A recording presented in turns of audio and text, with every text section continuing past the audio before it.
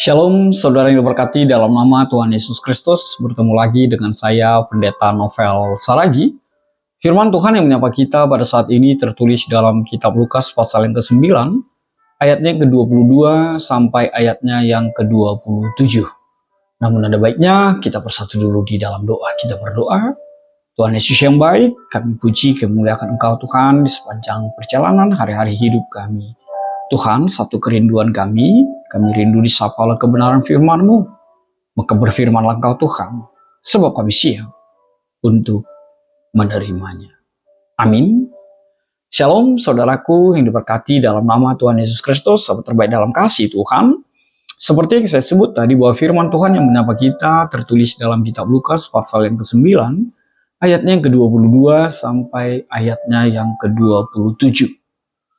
Begini firman Tuhan, saya bacakan buat kita semua. Pemberitahuan pertama tentang penderitaan Yesus dan syarat-syarat mengikut Dia. Dan Yesus berkata, Anak manusia harus menanggung banyak penderitaan dan ditolak oleh tua-tua, imam-imam kepala, dan ahli-ahli Taurat, lalu dibunuh dan dibangkitkan pada hari ketiga. Katanya kepada mereka semua, setiap orang yang mau mengikut aku, ia harus menyangkal dirinya, memikul salibnya setiap hari dan mengikut aku. Karena barang siapa mau menyelamatkan nyawanya, ia akan kehilangan nyawanya. Tetapi barang siapa kehilangan nyawanya karena aku, ia akan menyelamatkan. Apa gunanya seorang memperoleh seluruh dunia, tetapi ia membinasakan atau merugikan dirinya sendiri? Sebab barang siapa malu karena aku dan karena perkataanku, Anak manusia juga akan malu karena orang itu apabila ia datang kelak dalam kemuliaannya dan dalam kemuliaan Bapa dan malaikat-malaikat kudus. Aku berkata kepadamu, sesungguhnya di antara orang yang hadir di sini ada yang tidak akan mati sebelum mereka melihat kerajaan Allah. Demikian firman Tuhan. Saudara yang diberkati di dalam nama Tuhan Yesus Kristus, benarlah pertanyaan di ayat yang ke-25 itu harusnya menjadi sesuatu yang mengintrospeksi di dalam kehidupan kita. Saya bacakan sekali lagi, apa gunanya seorang memperoleh seluruh dunia, tetapi ia membinasakan atau merugikan dirinya sendiri? Bukankah itu sesuatu yang harusnya menjadi yang mengajak kita untuk melihat ke kedalaman sejatinya hidup kita, perjalanan kehidupan kita. Apa adanya kita, untuk apa kita ada, untuk apa kita hadir di muka bumi ini, dan sebagai apa kehidupan yang kita pertontonkan, kehidupan yang kita lakoni di dalam hari dan nafas yang Tuhan masih berikan di dalam kehidupan kita. Dan itu menjadi pertanyaan selalu dan selalu hendaknya di dalam kehidupan kita. Sebab apa? Benar, sering sekali kita lebih mementingkan dunia ini. Sebab sering sekali manusia ini lebih memikirkan keduniawian dan segala sesuatu yang ditawarkan oleh dunia ini. Tapi kita kehilangan iman, tapi kita kehilangan tujuan kita yang sesungguhnya. Apa itu menyenangkan Tuhan? Apa itu mencapai tujuan yang sejatinya? Berada dan memperoleh surga yang Tuhan sediakan untuk setiap kita. Saudaraku, sahabat terbaik dalam kasih Tuhan, Injil Lukas ini ditulis sekitar 60 hingga 70 Masehi, di mana ketika itu Kekaisaran Romawi sedang berkuasa dan orang Kristen mula-mula menghadapi begitu banyak tantangan, baik dari orang Yahudi maupun dari Romawi sendiri.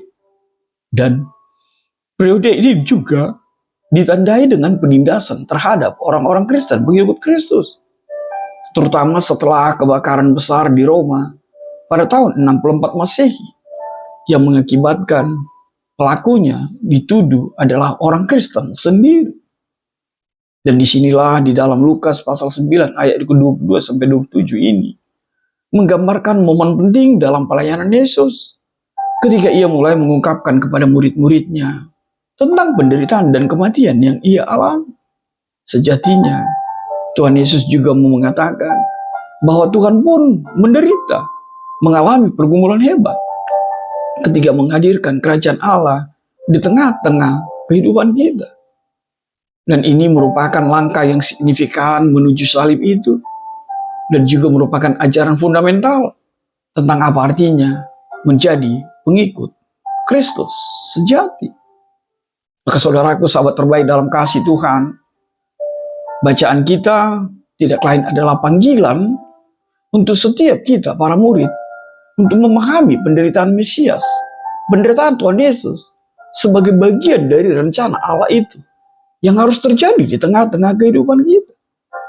Dan sekaligus mengajak setiap kita untuk ikut Yesus dan mau serta berani berkorban. Ini adalah pernyataan penting tentang harga sejatinya mengikuti Yesus dan bagaimana hidup di dalam iman dengan kesetiaan, kalaupun atau bahkan kita harus menderita, pikul salib untuk ikut Yesus dalam kehidupan kita. Maka saudaraku, sahabat terbaik dalam kasih Tuhan, apa yang bisa ditegaskan atau yang menjadi penegasan dari nats kita pada saat ini? Hal yang pertama tidak lain adalah penderitaan dan penolakan itu adalah bagian dari rencana Allah. Di sini Tuhan Yesus ingin menegaskan bahwa penderitaan, penolakan, dan kematian bukanlah sebuah kecelakaan, bukanlah kegagalan, tapi itu juga menjadi sesuatu bagian yang dihadirkan di tengah-tengah kehidupan kita untuk menempa kita, untuk tetap kuat menjalani iman kita di tengah-tengah berbagai penderitaan yang kita alami dalam kehidupan kita. Itu artinya apa? Penderitaan yang kita alami tidak lain adalah bagian dari sesuatu yang harus kita lalui menjadi pengikut Kristus sejati dalam kehidupan kita. Yang kedua yang mau ditegaskan tidak lain adalah panggilan untuk pengorbanan dan menjadi pengikut yang setia kepada Tuhan Yesus. Di sini Tuhan Yesus menegaskan bahwa murid-murid bukan hanya sekedar menerima ajarannya, tapi juga mengikuti jejaknya, termasuk mau dan turut dalam penderitaan. Artinya, saudaraku, sahabat terbaik dalam kasih Tuhan, orang percaya diajak untuk mengutamakan kehendak Allah di atas kepentingan diri kita sendiri. Lalu apa yang ketiga? Paradoks kehidupan dan kematian. Saudaraku, di sini Tuhan Yesus ingin menegaskan prinsip paradoksal bahwa mereka yang berusaha mempertahankan hidupnya untuk kepentingan dirinya sendiri akan kehilangan.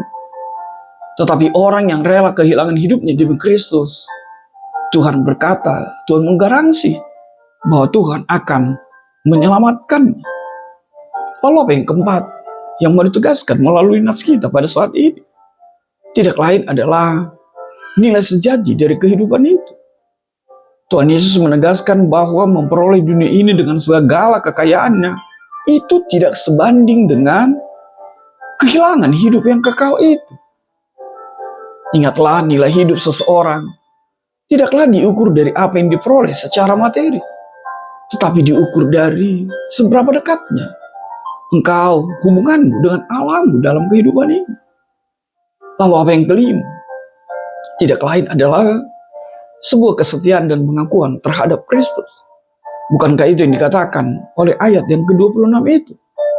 Di mana Yesus menegaskan bahwa rasa malu terhadap dia dan ajarannya akan berakibat serius. Apa itu? Penolakan dari Yesus itu sendiri. Dan ini menekankan pentingnya keberanian untuk mengakui iman percaya kita di tengah-tengah kehidupan kita. Meskipun dimungkinkan kita menjadi pribadi yang terkucilkan dalam kehidupan kita. Lalu apa yang keenam? Kedatangan kerajaan Allah. Itu mau ditegaskan melalui perikop kita, bahwa Tuhan Yesus menegaskan bahwa beberapa dari mereka yang hadir ketika mendengar firman Tuhan ini akan melihat manifestasi kerajaan Allah sebelum mereka mati. Dan itu berkaitan sekali dengan iman percaya yang selalu kita ikrarkan. Akan datang menghakimi yang hidup dan yang mati. Akan ada orang yang tidak akan mati sampai kedatangan Yesus kembali. Maka saudaraku, saat ini tema kita adalah Tuhan telah berbuat baik kepadamu. Lalu apa yang bisa kita kaitkan dengan tema kita pada saat ini? Hal yang pertama, penderitaan Yesus itu adalah gambaran kebaikan Allah untuk setiap kita. Yang kedua, panggilan untuk mengikuti Tuhan Yesus sebagai bentuk bahwa kita merasakan kebaikan Allah itu terjadi untuk setiap kita. Maka maulah memenuhi panggilanmu. Yang ketiga, kebaikan Allah itu terlihat nyata ketika kita mengaminkannya, dan kita juga lebih lagi mendahulukan dan mengutamakan kepentingan Tuhan dibandingkan dengan kepentingan diri kita sendiri. Lalu apa hal yang keempat yang bisa kita kaitkan dengan tema kita? Ingatlah, nilai sejati dari kehidupan sebagai kebaikan dari Allah. Artinya apa? Di sini kita melihat Tuhan telah berbuat baik kepada kita dengan menunjukkan nilai sejati dari kehidupannya. Kebaikan Tuhan melampaui berkat-berkat duniawi, bahkan memberikan kita kehidupan yang berharga dalam Kristus. Lebih lagi, Dia berikan dirinya untuk setiap kita. Yang kelima, kesetiaan kepada Kristus. Itu adalah gambaran pribadi yang mengalami kebaikan Allah dalam kehidupan kita. Kalau kita mengimani, kalau kita sudah merasakan kebaikan Allah, dipastikan hidup kita berada di dalam kesetiaan kepadanya saja. Bahkan ketika begitu banyak tawaran yang menggoda kita dalam kehidupan ini. Yang keenam yang bisa kita kaitkan dengan tema pada saat ini, tidak lain adalah pengalaman kerajaan Allah sebagai manifestasi kebaikan Tuhan itu di tengah-tengah kehidupan kita. Tuhan telah berbuat baik seperti apa yang dikatakan oleh tema kita. Itu artinya apa? Memungkinkan setiap kita juga untuk mengalami, untuk merasakan dan berada di hadirat Allah, berada di dalam kerjaannya. Dan itu adalah sebuah kesaksian iman yang sejatinya akan pribadi yang merasakan kebaikan Allah terjadi dalam kehidupannya. Maka saudaraku dalam kasih Tuhan Yesus Kristus, apa yang bisa yang menjadi refleksi buat setiap kita melalui perikop kita pada saat ini? Hal yang pertama, ingatlah satu hal yang pasti. Mengikut Tuhan Yesus itu adalah pribadi yang mau menyangkal diri, mau pikul salib. Pribadi yang mau mengutamakan kepentingan Tuhan dibandingkan kepentingan dirinya sendiri. Yang kedua, apa yang menjadi refleksi bagi setiap kita? Saudara yang diberkati dalam nama Tuhan Yesus Kristus. Benar, penting sekali kita merasakan juga arti kehadiran kita di tengah-tengah dunia ini. Tapi jangan sampai dunia ini dengan segala tawaran dan godaannya justru menutup mata iman kita untuk makna dan arti sejatinya hidup menjadi pengikut Kristus dalam kehidupan kita. Lalu apa yang ketiga? Nilailah prioritas kehidupanmu di tengah-tengah kehidupan ini. Tuhan Yesus mengingatkan bahwa kalaupun seluruh dunia ini kita peroleh, tapi kehilangan jiwa, kehilangan roh Allah dalam diri kita, itu akan mematikan seluruh kehidupan kita sejatinya di hadapan Tuhan. Lalu apa yang keempat? Tuhan mau jadilah saksinya. Jangan pernah malu menyatakan, menghadirkan, mensondingkan imanmu di tengah-tengah kehidupanmu. Lalu apa yang terakhir? Rasakan, nikmati sebagaimana janji Tuhan bahwa Dia akan datang kembali dan Dia akan menempatkan kita di surga yang menjadi tujuan utama untuk setiap kita. Maka tetaplah setia walaupun kita menderita. Kalaupun kita harus menderita, ingatlah penderitaan yang dialami oleh Tuhan Yesus Maka firman Tuhan mau mengajak kita bahwa penderitaan adalah sesuatu yang justru menjadi batu berpijak kita untuk menemukan sejatinya iman kita kepada Yesus dalam kehidupan kita. Sebab di dalam kesulitanlah ada kekuatan yang sesungguhnya di dalam Tuhan. Bukankah Paulus juga mengatakannya? Filipi 4 ayat yang ke-13 itu. Di dalam Tuhan, bersama Tuhan, dia mampu menjalani setiap pergumulan penderitaan dalam kehidupannya. Maka saudaraku, seperti firman Tuhan mengatakan, Tuhan telah berbuat baik kepada setiap kita. Maka tunjukkanlah, hadirkanlah kebaikan Tuhan itu di tengah-tengah perjalanan kehidupan. Amin, kita bersatu dalam doa. Terima kasih Tuhan buat kebaikan-Mu selalu dan selalu dalam hidup kami. Dan ajarlah kami Tuhan untuk menghargai kebaikan-Mu dengan menghadirkan pribadi yang baik, melakukan kebaikan, menyenangkan Tuhan sepanjang kehidupan kami. Kalau Tuhan baik kepada semua orang, biarlah itu juga menjadi kuat setiap kami. Dan kami membenci apa yang Tuhan benci di tengah-tengah hidup ini. Dalam kasih-Mu, ini kami Tuhan. Terjadilah seperti yang Kau mau. Amin.